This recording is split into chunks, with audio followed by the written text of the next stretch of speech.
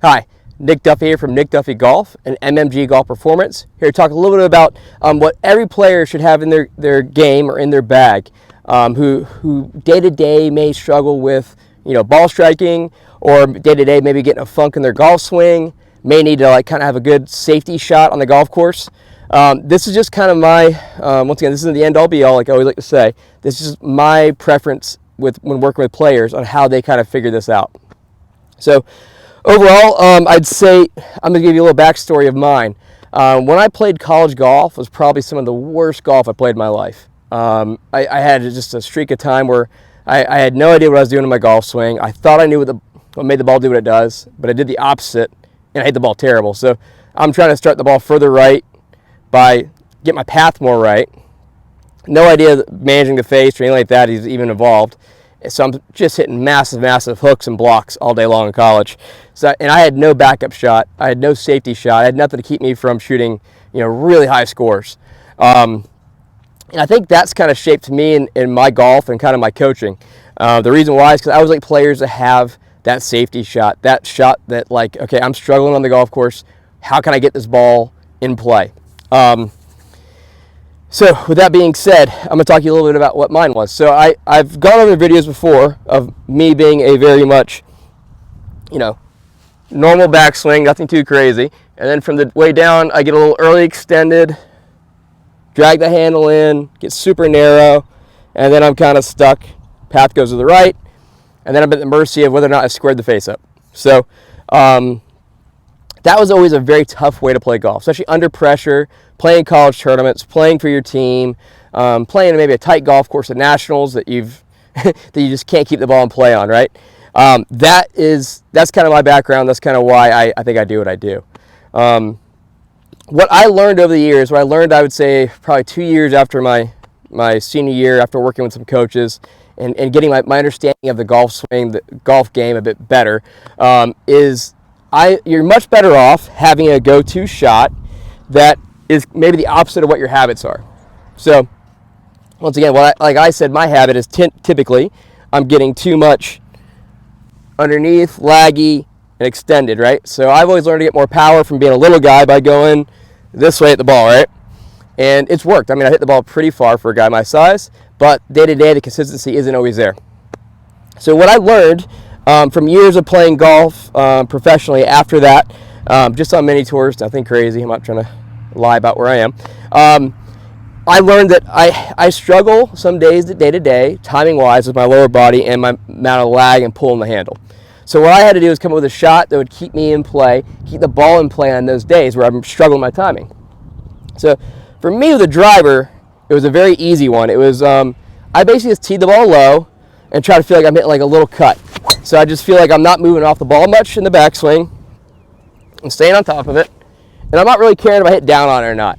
The reason why I say that is because really the main thing on this shot is trying to keep the ball in play and keep it safe.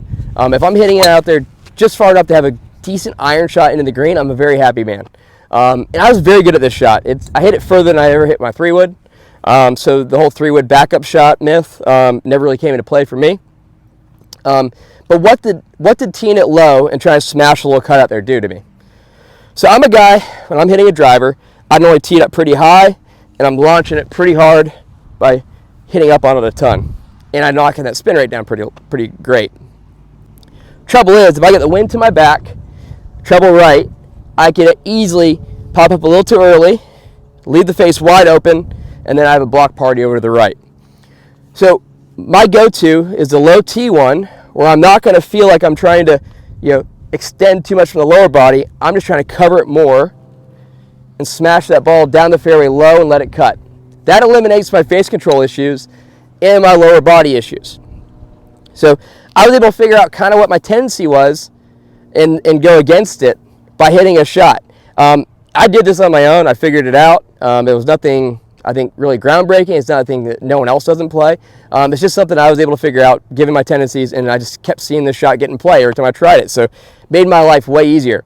You as players, experiment, try different tee heights, try different shots, try different places in the face location, tee it up in the heel, tee it up in the toe. There's no end-all be-all that you have to follow rules to keep this ball in play. I know a lot of guys out there will get so mad for wrong science and videos, but this is one of those times. This is more of a feel. This is more of what you are feeling as a player to keep this ball in play. That is paramount in this situation. So that's my go-to for driver off the tee. My go-to for irons was a little bit more of a 3/4 punch shot. So I hit this little shot where I would just feel like I'm hitting 3/4 backswing, and then coming through, I'm covering it once again to keep my lower body from extending. And I'd go through a little more cut path. So 3/4 cut shots was my go-to with my irons. Once again, it's negating my drop, which gets the club too far inside, and then it negates the early extension. So I would feel like I'm going 3/4 and then covering with my chest and swinging as far left as I can. That would always keep me in play, especially my irons. So between those two shots I could keep the ball in play day to day and normally manage my way around the golf course. Obviously not good enough because you never heard of me from probably playing golf. But for me, it made my game where I could go out there and play golf, shoot in the 70s 90% of the time when I played golf, and enjoy my day. For you as a player, I would say experiment, try different shots, make sure you work on what is the opposite of your normal tendency. So if you hook the ball like crazy, work on 3/4 cut shots. If you hit big slices and have trouble hitting your start lines, work on hitting draws around like a stick, 3/4 draws. Whatever you can do to trick yourself into hitting the correct shot on the golf course or a safer shot that eliminates your big miss, that's what you got to do. So overall, I hope this helps you out. If you have any questions, please drop in the comments, and good luck out there. Hi, hopefully this video helped you out. If you liked it, please like my video. Please subscribe. Please put a comment down asking any questions or just anything that may do with the video. If you need any suggestions or you want to suggest another video for me, please let me know in the comments. I'd be more than happy to try to shoot them. I'm always looking for good ideas. So any way I can help out the viewers of this channel, please let me know.